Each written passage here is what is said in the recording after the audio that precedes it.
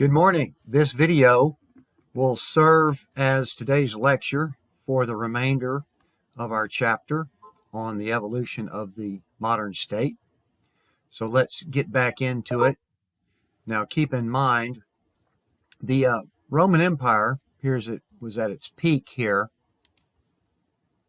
in 117, but for the next 1,000 years this was considered by some as the Dark Ages, where life, particularly in Western Europe, was dominated by emperors and religious doctrine. And that's why the period following this era that we're going to talk about was called the Renaissance, where they started to rediscover some things such as ancient Greek philosophy, which included the idea of representative republics, as well as some of the science and math, geometry, astronomy that had been flourishing in the ancient Greeks. So that got rediscovered. Now, we already talked about how during this period, institutions had been forming for a while. These are the institutions that the modern states would embrace, many of them, such as courts, bureaucracies, tax collecting, record keeping, property rights, which we talked about before, that the Magna Carta in 1215, not only did it establish a council that led to the parliament, it also was pretty heavy on property rights, which is kind of the foundation of liberalism, the ideology upon which the United States Constitution is based. But that's going to come later. So as we get through into these Middle Ages here, the stage, in order for the stage to get set for the modern state to form, we had to see the decline of the feudal system. This was the system in Western Europe where the kings pretty much delegated all the property ownership to the nobles. The nobles were the upper class that people were born into. They owned the property, and therefore the rest of the population, the serfs and the peasants, would work that land, and they would be dependent on the nobles for their resources off of that land. They would do the work. Nobles would, of course, obtain most or all of the wealth.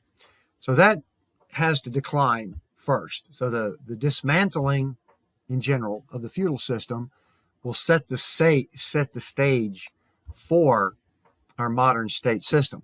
Now, somewhat ironically, this is how big disasters, the aftermath of those, can create conditions that might facilitate change. So the plague there in the late 1300s throughout Western Europe was very serious. As much as 80% of some of the local populations died as a result of the plague. But what happened as a result, that the labor force was depleted so much that labor became more scarce, therefore it became more valuable. So the idea is that the peasant class, the working class, could get a little bit more leverage. Now, still we have a long way to go before we have any type of workers' rights or anything, but they were more in demand, and they had a little bit more leverage to get a little bit more benefits, and that's going to play in to this changing economic system that was kind of happening at the same time, particularly with increased trade, new innovations of mass production, and the idea of working for a day's wage rather than being kind of a person that's just kind of living off the land and providing the work for the nobles. So it's starting to shift and change a little bit, where the merchants are going to start having a little bit more of the power with this new economic system, to where people would work for a wage. They would use those wages to go buy products from the merchants. So this was also kind of the advent of capitalism as well that starts to come together with this breakup of the Holy Roman Empire.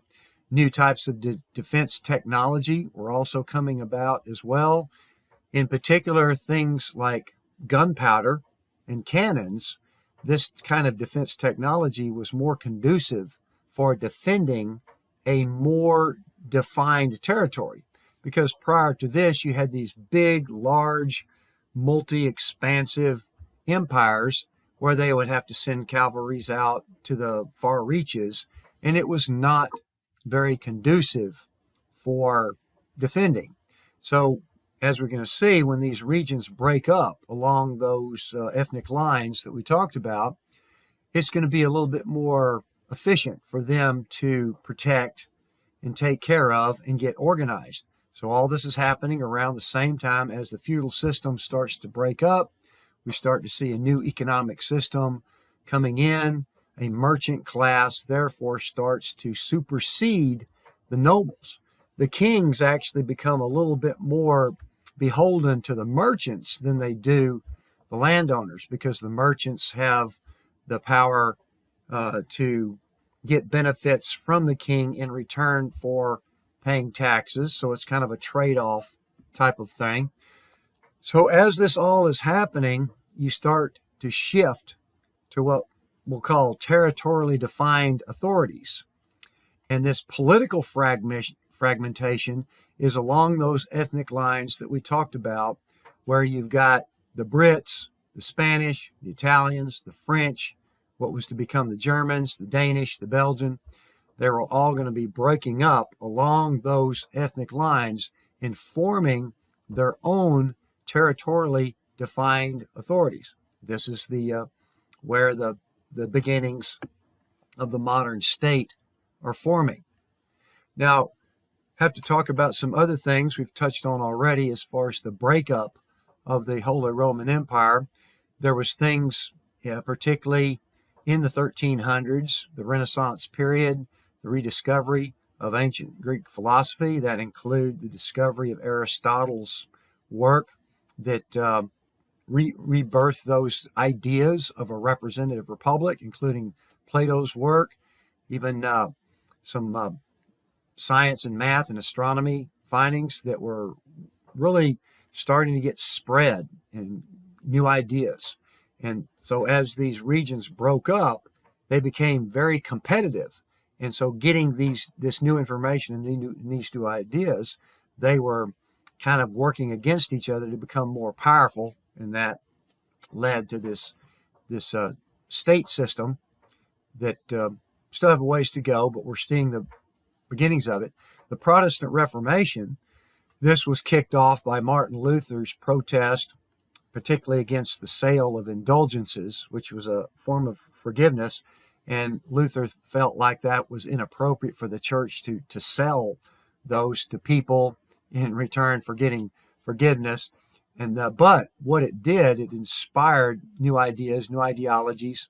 Martin Luther was not intending to do that, but people started to question the concept of, why do I have to go through this pipeline, the cardinals and the popes, the priests? Why do I have to go through these guys to get to God? Why can't I communicate directly with God? And so that brought up more offshoots in the Protestant Reformation, contributed to the breakup of the Roman Empire. Henry VIII in England was already at odds with the Catholic Church, and due to that falling out, he formed his own Church of England that was separating as well from the Catholic Church. Catholic actually translates to the word universal, which was kind of the universal religion of the Roman Empire. Now it starts to get broken up. The Enlightenment follows on the heels of the Renaissance, typically the 16th, well, we're looking at the 17th and 18th centuries. This is called the Age of Reason, Age of Scientific Inquiry. This is where you had all kinds of new ideas coming out with math and science. Highlights include Newton's discovery of calculus, which then leads to more um, into physics. Now, we have to keep in mind, this is not meant to be Eurocentric. It's just that we're focusing on Western Europe because that's where the states formed.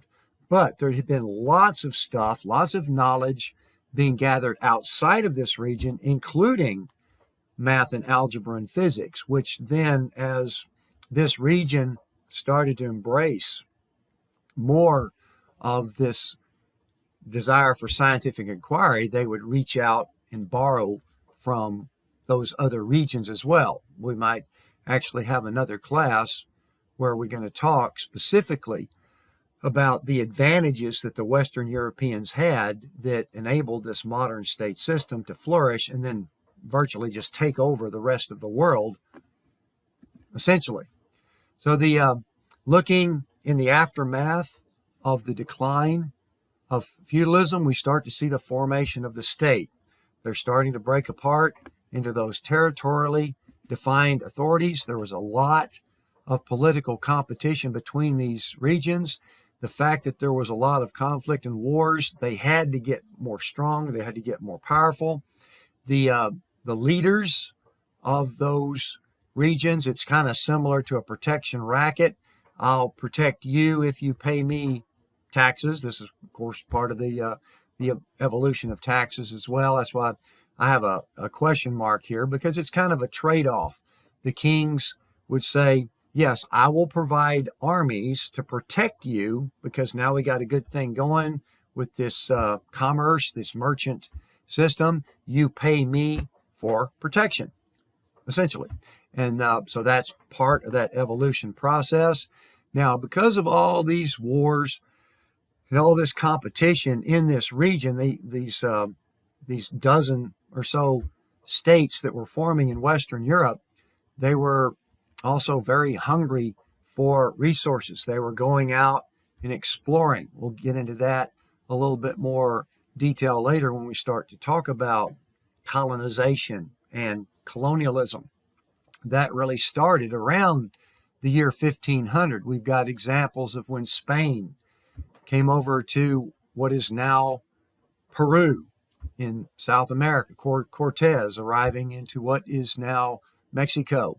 And there was, what we call the classic clash of civilizations that occurred at that time. We'll talk about those in a little bit more detail. But these states were very competitive, very exploratory, going out to bring back more resources, to gather more wealth and power for their state in this mercantilist system where they were looking for gold and silver as well. Now, because of all this conflict and competition within Western Europe, by 1648, after what was called the 30 Years' War, they came together and established the Treaty of Westphalia. And this is extremely important because this established their concept of sovereignty. They agreed that once our borders are set, that's your territory. Well, that means we will have our own autonomy. Those borders are yours. Those people are yours. All the resources that are within those borders, those are your resources. So you take care of your business, and I'll take care of my business. And then we can agree to trade if we want. We can agree to cooperate, or we could also go to war, because this obviously did not end the concept of war by any means, but it did establish the idea that we now are sovereign territories. We're going to agree to that, and these will be my decisions. Those will be your decisions.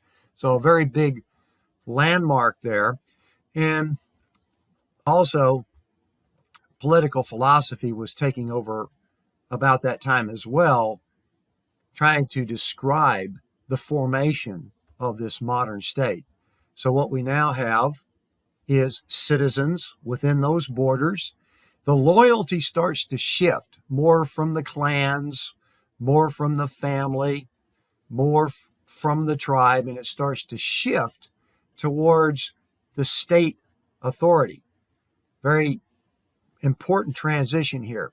The people are giving moral authority to the state to protect these institutions that have been forming that are serving people very well. The system, the institution of law, courts, even trials, even juries. The fact that, we are collecting taxes, but those taxes provide us services, militaries, things like that. So it's becoming more efficient, and people are shifting the loyalty to that state that's going to protect them as well. So as a result, a national identity starts to form amongst the Spanish, amongst the Brits, amongst the Italians, amongst the Belgians, the Danish. So that national identity is then going to bond future generations, and then the state will start to coalesce and sustain itself. So you could ask yourself, why Eastern Europe? And why not perhaps the Islamic Empire? Because you can see the extent of the Islamic Empire around that time, as well as the Ming Dynasty was one of several. There was also the Genghis Khan Empire that spread all the way across China. So just very briefly, because we'll probably talk about this more later, even though these empires were bigger, and they had lots of innovation. Nevertheless, the Islamic and the Chinese empires did not branch out to expand. They were not in competition. They were a little bit more in isolation, working more towards self-sufficiency. And they became more controlling, more stifling, and less open to political innovation or free inquiry. And that stunted them for centuries. And then at some point, these regions actually opened back up and then tried to start keeping up with what the Western Europeans had accomplished. Again, we're not talking anything here about what's right, wrong, good, or bad. We're just talking about the Western Europeans had made considerably more progress with their system, and then centuries later, these other areas would form their states similar to the Western European states, and then play catch up as far as political stability and development. Now, here's a timeline that goes back to when the institutions had long been forming, as we're coming out of what they call the Dark Ages into the Middle Ages, where we have a feudal system. The nobles are running the show, controlling their own little fiefdoms. The commoners, the serfs, the peasants would be living on that land, doing all the work. As far as the leadership, the emperor and the popes, the emperor had the political control, the pope had the spiritual control. So therefore, as we get into the period here of around 1300 to 1500, feudalism starts to decline for those reasons that we just talked about. The area starts to break up. As it starts to break up, we got other factors here: Protestant Reformation, the Enlightenment, and then we're going to talk about colonization and colonialism later on, because as these states formed, they became extremely competitive, and they started to go out into the world in order to bring back more resources, conquer new territories, and therefore, over the next 400 years, these dozen or so Western European states virtually controlled the rest of the world's economy, with some exceptions. The Chinese and the Russian Empire kind of remained somewhat isolated from that, but they controlled most everything else. And then the modern state starts to form. And then this concept of nationalism sets in, to where you have a monopoly over the use of force. That provided some benefits to civil society as well. Civil society starts to form and become more peaceful, because now we can delegate that use of force to the government, and then we can, perhaps, I guess you could say, relax a little bit more and just worry about our day-to-day lives, raising our families and going to our jobs. We don't have to worry about protecting our own little household or own little tribe. Now we delegate that to the government, and the elites of the government establish the norms. This state system starts to consolidate. It becomes more efficient in order for extracting resources, because these are the resources in our borders and economic relations. We have control over how we're going to handle our economy, as well as the choice of whether or not we want to trade with other states out there. And then again, that monopoly over the use of force led to a general pacification of civil society, which really was a benefit to the human progress at that time. Now we'll talk about whether or not the state might be outliving its usefulness after all this time, but at this time it was a very landmark progression in human society by getting organized into these states. Obviously did not end conflict. We've had some horrendous flare-ups since that time, world wars where millions of people have been killed. But as we talked about earlier, violence and death from conflict has generally been on the decline. Unfortunately, we're seeing a pretty big flare-up right now. Once that gets into control, we'll have to wait to see whether or not the downward trend continues. Now, we're going to talk more about what the Western European states did to dominate the rest of the world. We're going to talk about that in more detail later. But for the first 300 years or so, the colonization was where these Western European states would form these joint stock companies. We've talked about that briefly in class already, such as the British East Indies Company and the Dutch West Indies Company. They were delegated to go out and bring back all these resources to the home state. The citizens could invest, buy stock, and they were extremely profitable because they didn't have to pay much for labor, because they would go and virtually just take over these territories, whether it was in Africa or South America. They would have militaries at their disposal in order to coerce the labor, or basically buy off the chieftains. So whether it was slave labor or forced labor, they would go in there and exploit the native resources and bring home a vast amount of goods and resources. This is under the mercantilist system, which we'll talk about more later, to also hoard a lot of gold and silver, which is the basic unit of currency there.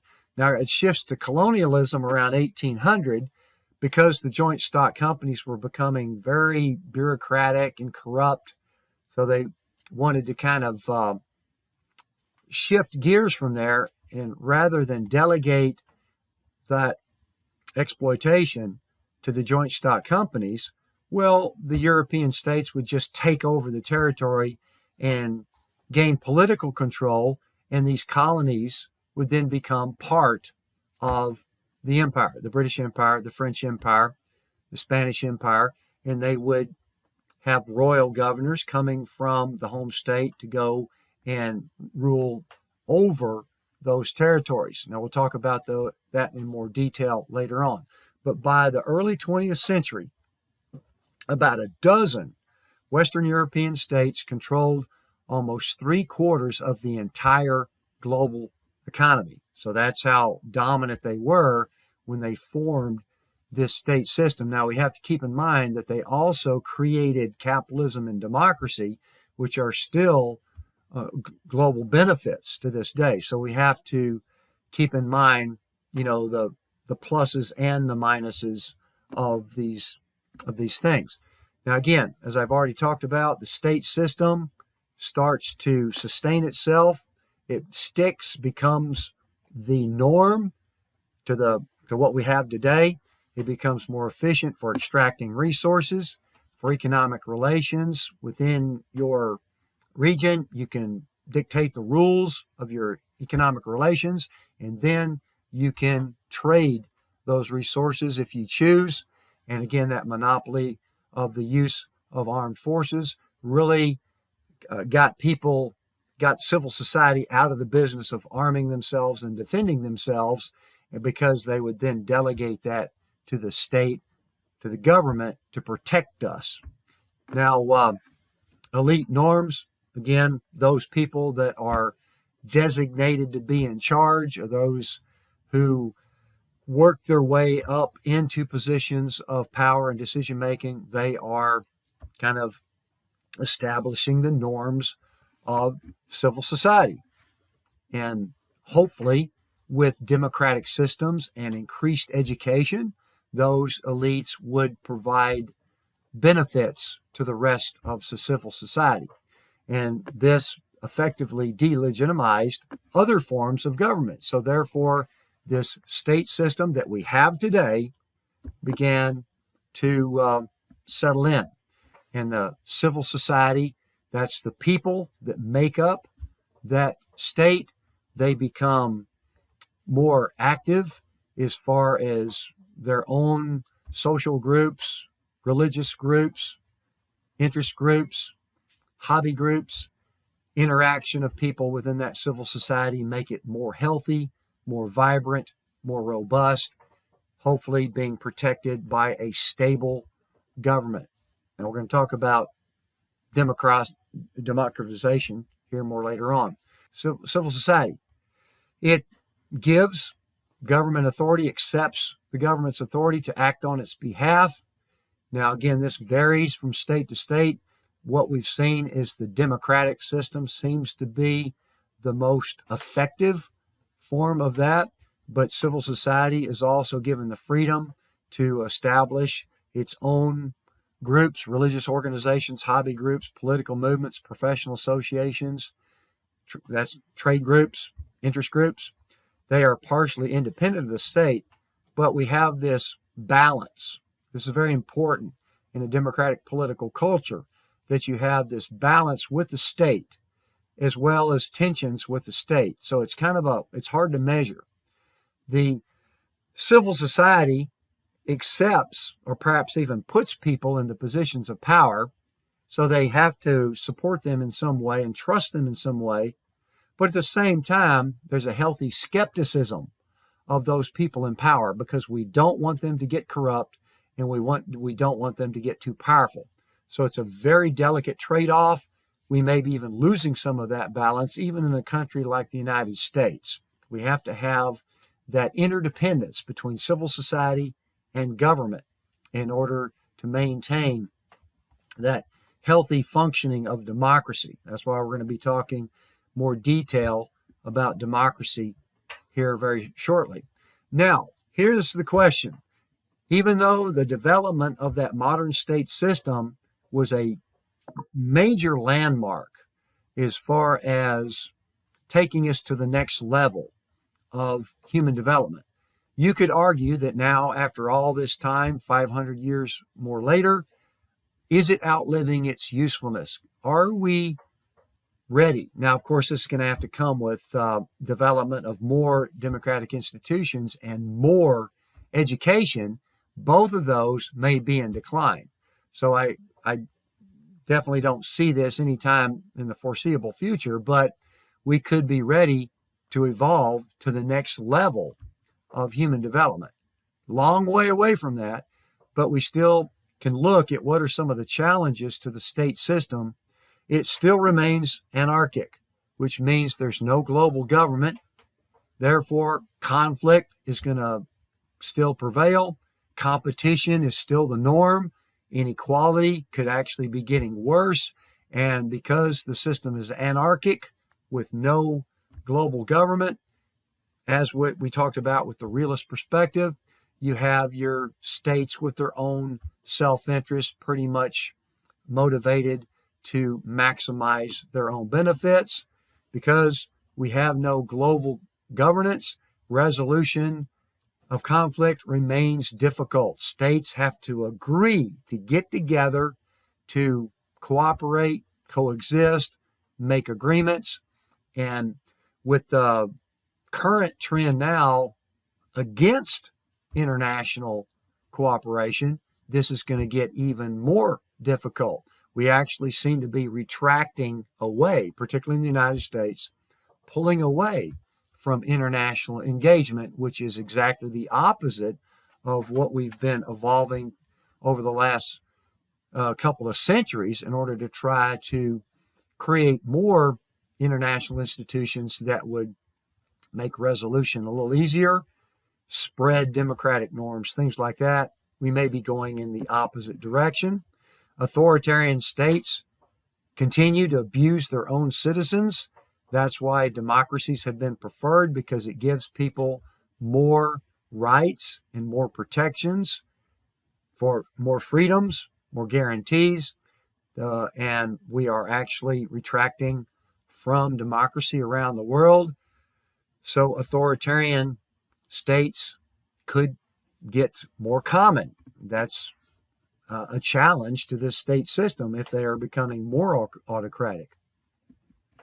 Another challenge is that states could be increasingly unable to serve interests of people. The original idea of the state was kind of a utilitarian concept, in that the benefit for the greatest number of people was the general idea. But states could be actually becoming less utilitarian and more driven by power, the elites, and the wealth. We're seeing that right now, where the accumulation of wealth amongst certain individuals and corporations is becoming even more and more concentrated, and those people could actually gain more and more power. So it's would obviously becoming more oligarchic, where you have fewer and fewer people with greater and greater power and more wealth controlling everybody else. So that is something that we're seeing right now that is a challenge to our state system. Because of the polarization in our political system, we've seen more polarization between the conservative and liberal parties. As a result of that, governments are becoming even more disconnected from the people, and is becoming more divided within the states. Smaller states are also becoming more dependent on larger states. So therefore, that's kind of defeating the purpose of their sovereignty if they have to get more and more dependent. So this is another challenge that suggests that we might be in need of evolving to a next level of more international integration.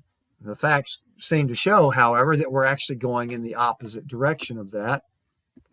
Now, another challenge to the state system is that more and more of our concerns are becoming global, and global concerns need global solutions. Disease crosses borders. Poverty affects neighboring states.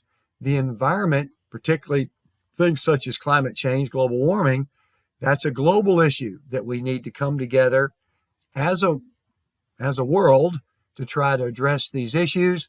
But the separation of sovereign states prevents effective agreements on addressing these concerns.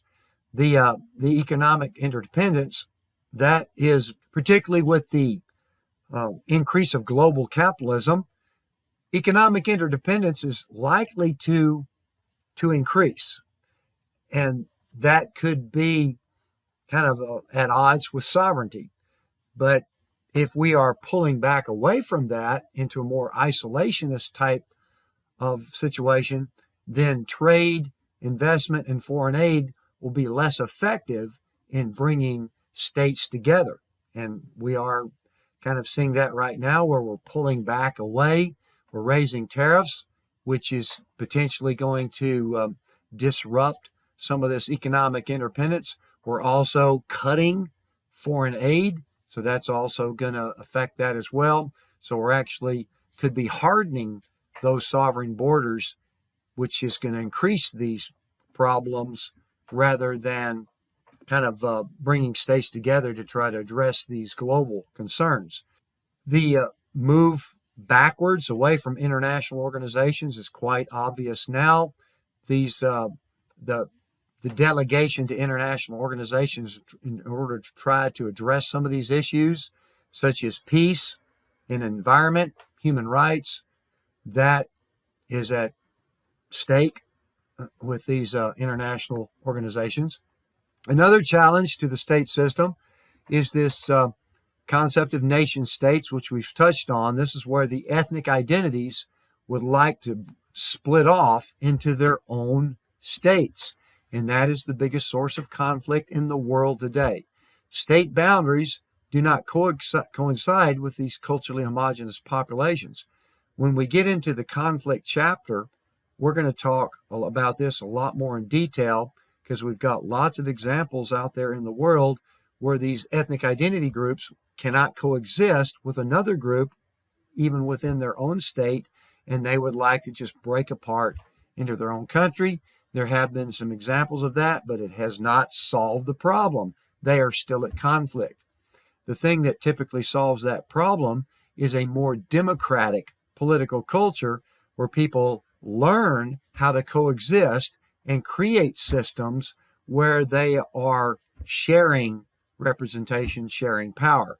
We are moving away from that with these with this desire for breaking up into our own culturally homogenous nation states.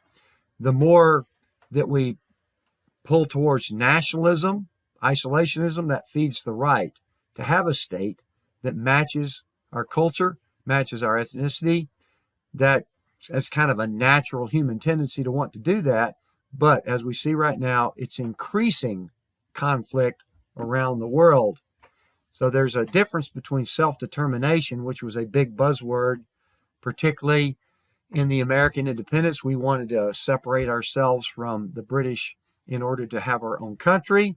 Even at the aftermath of World War I, America pulled back away from imperialism and promoted the idea that all these other regions out there in the world have their own self-determination to determine their own future. But now it's kind of morphed into separatist movements where the groups that cannot coexist, they want to separate out and have their own country, but it does not resolve the differences between them. It does not resolve the conflict, because they will still be at odds with each other until they figure out how to coexist, and democratic institutions have been the best remedy.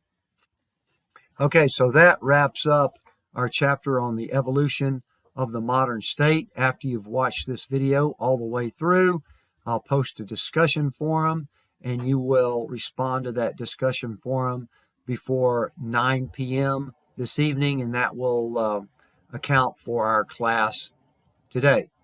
All right, so I will see you next week, and we will start talking about foreign policy.